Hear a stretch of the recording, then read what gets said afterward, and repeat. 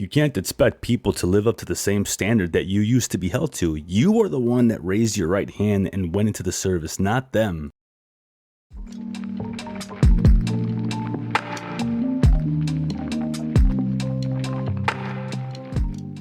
Welcome to the VetRise podcast. I'm your host, Juan Perez. My goal is to make success after service accessible to every veteran in society. I believe in the power of leveraging your service, not as a label that defines you, but as a launching pad for your next chapter. What we have been doing hasn't been working, and it's on us to start changing the culture. Enjoy the episode, and thank you for your time.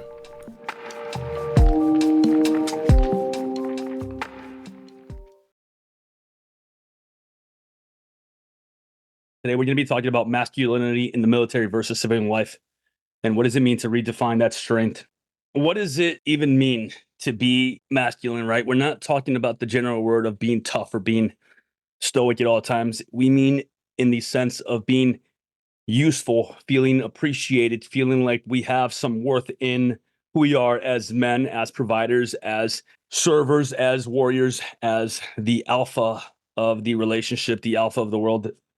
And I do believe in the idea that we do get value when we provide value back, meaning whether we can be of service to someone, whether we can make someone feel safe, whether we can volunteer for something that other people can't do, or that we stand up for those that can't stand up for themselves, protectors of our family, right? So in the military, toughness, stoicism, and physical strength is what typically would define masculinity, the alpha. In the military, people look at that top performer, that freaking savage, that stud, as they would say. And a lot of it was defined off of that. Now, obviously, the fact that we have different standards now and we're judged differently matters a lot more.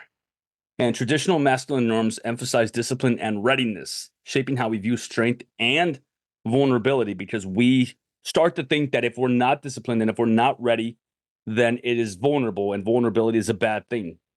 Now, if you guys have heard me talk about this before, there is strength in vulnerability, especially when it is done with a close-knit group.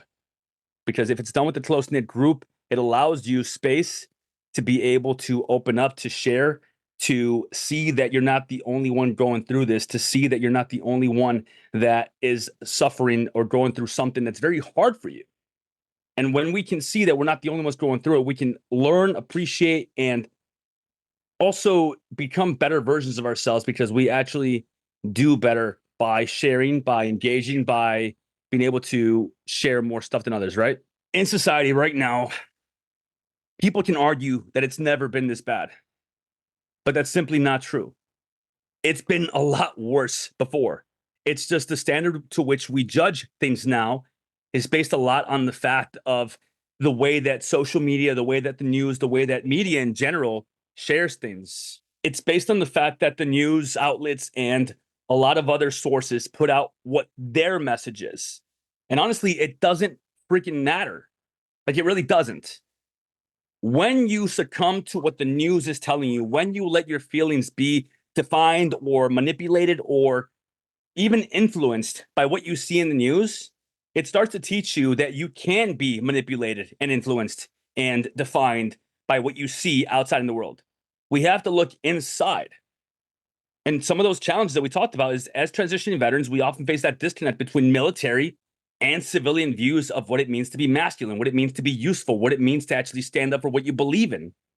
Standing up for what you believe in my opinion, doesn't mean that you have to fight or you have to go against what everyone else is saying. You don't have to stand your ground by going against everyone else. It means standing your ground where you are at. When the enemy comes to the door, that is different than when you go out and you look for a fight. There is power in understanding that you are so powerful and confident in who you are, in what your views are, that you don't have to go out and look for a fight or defend your viewpoints on social media with someone that doesn't matter, who is across the states living in their mom's basement and who just wants to be a keyboard warrior. It's useless. It actually is more than just useless. It's negative. It brings you down. It actually devalues you because you are wasting your words on someone who is literally winning the fight because that's what they want from you.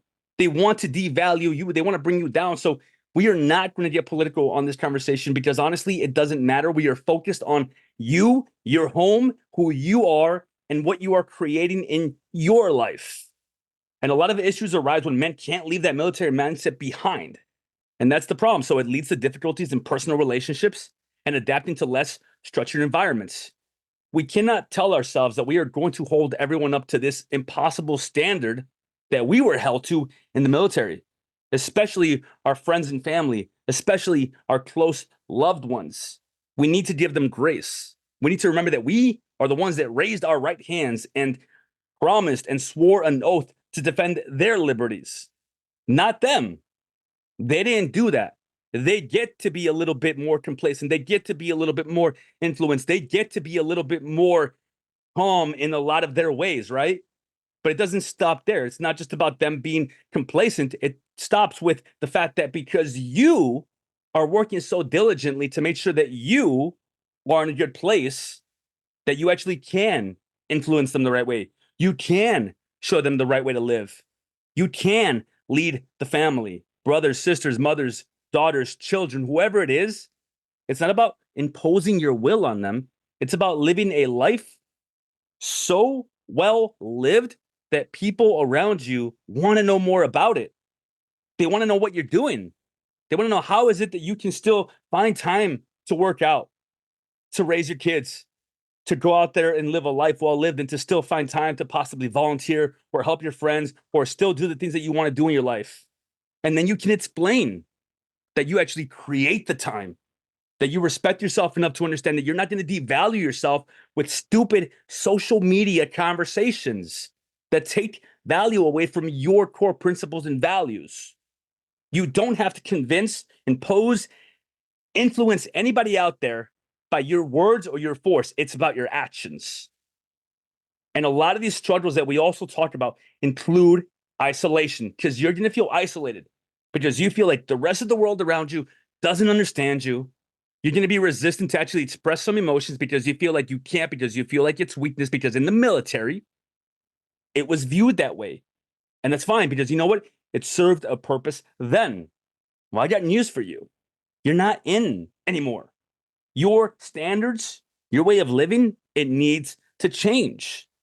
And we also face a lot of difficulties accepting diverse forms of masculinity in civilian settings. We can't judge people. We can't think that our way is the best way. When we think that, we are giving in to the idea of what other political affiliations, social media, news outlets are doing when they're trying to impose a viewpoint on society. So if we don't agree with what they're doing and what they're saying, then why would we stoop to their level where we feel like we're the only ones that are right? We can't. So what is it that we can do? We need to redefine what strength means in civilian context. Now, you have to remember, you're out. You are a civilian who served in the military and may have combat experience, may have a lot of different experiences that you went through. You may have trauma in your past, but it's not something that defines you. And there is a lot of strength in civilian life, and it includes that emotional openness and vulnerability, qualities that are not typically emphasized in the military. Because you know what? For 4 years or 8 years or 10 years or 12 years, you suppressed them because that's what was expected of you. And I'm not saying that that's wrong. I'm saying that now they're suppressed and we need to let them loose. And when I say vulnerable, I don't mean bitching and crying and moaning and being so weak that you feel like, oh, woe is me. I mean that you understand that if you feel like there are words that you could say out loud that would could help you get through what you're going through, and you feel like you could share something that possibly someone could resonate with and share something back, there's nothing wrong with that. There's nothing wrong with going to therapy. There's nothing wrong with lowering your guard enough to realize that when you test the waters, you can see that the water temperature is okay. You're not going to freeze to death. You're not going to burn alive in scalding hot water. The temperatures are okay. And again, it starts with testing the waters. I'm not saying go on social media and tell everybody your problems. I'm saying the people that are close to you that you've allowed into your life because you are working diligently to only allow people into your life that actually should be there, you can open up to them slowly but surely and test the waters and realize that, okay, I shared something, I shared a struggle, and nothing bad happened. I actually felt supported. I received words of encouragement. I asked for advice. I asked for an opinion, and I received it, and I actually was able to apply it and made some real changes in my life, right? And we have to embrace that mental and emotional resilience, because it is resilience, but it happens with time, right? When we get out with a certain list of attributes, aspects, perspectives, because that's what was taught to us in the military. We are ingrained with it, right? But those things can still serve you. It's just understanding what doesn't serve you anymore. Facets such as strength, facets such as discipline, those things are very useful, and that can lead to more fulfilling personal and professional lives. So we have to leverage those skills. But it doesn't mean that we also bring all the negative stuff with us. That mindset of being the most badass motherfucker in the room, there's nothing wrong with that, but you need to translate it and realize that now you are the most useful person in the room. You don't need to feel the cockiness. It can be confidence, but it doesn't need to translate further than that. Be the example to other veterans, to other people, to your children, to other family members that you have served, you came back, and you were able to change your mindset and evolve a little bit. And you don't judge everybody. You don't put other people down. You don't hold yourself in such high regard that you make everybody else around you feel uncomfortable. It's very important. Now, what are some practical steps that we can take as veterans? So join support groups that focus on transition from military to civilian life to discuss new definitions of masculinity. Literally what we're doing right now. So you guys are all taking action. You guys are all showing up. You guys are deciding that the way that you've been living, we need to tweak it. It's not that it's imperfect. It's just that it can always be better. The work never ends. The journey never stops, because self-development is a lifelong journey. And think about that. It's not that you'll never arrive. It's just that as you level up, you're going to realize that new levels bring new devils. There's different challenges.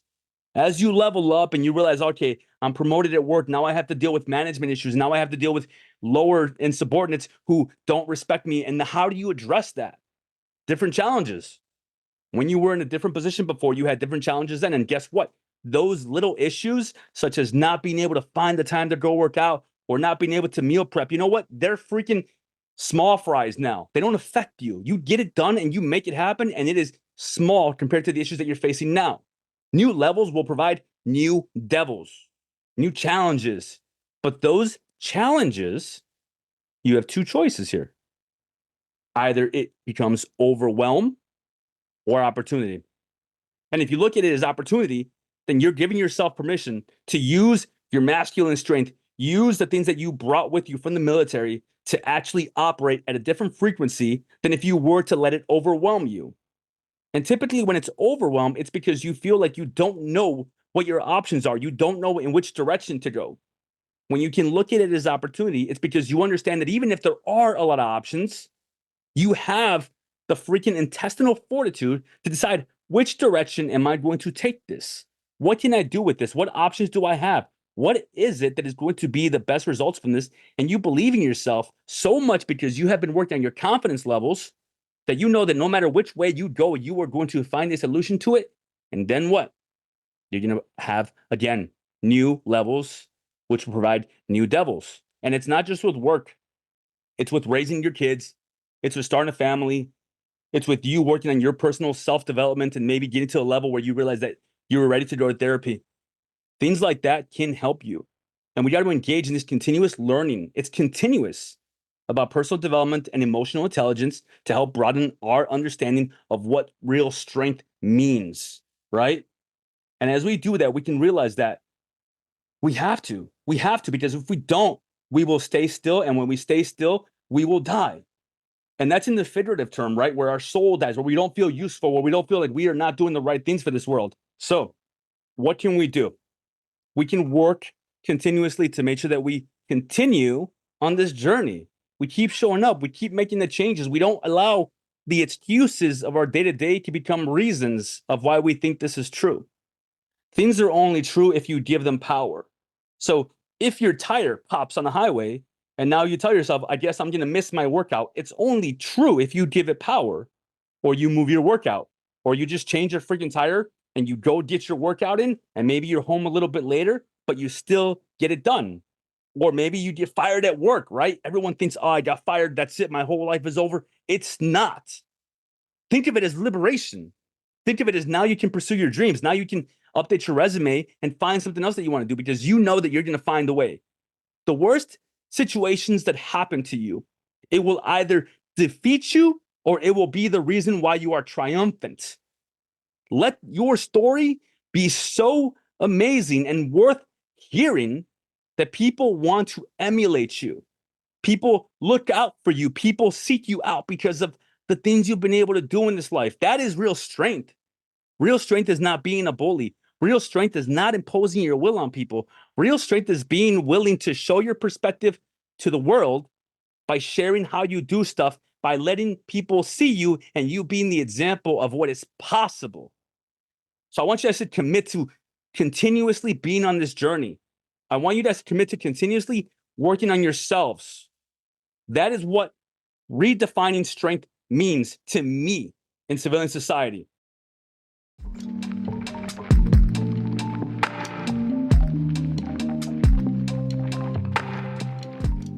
And that brings us to the end of another episode of the VetRise podcast. If today's episode inspired you, made you think, or simply just gave you hope, I have a small favor to ask.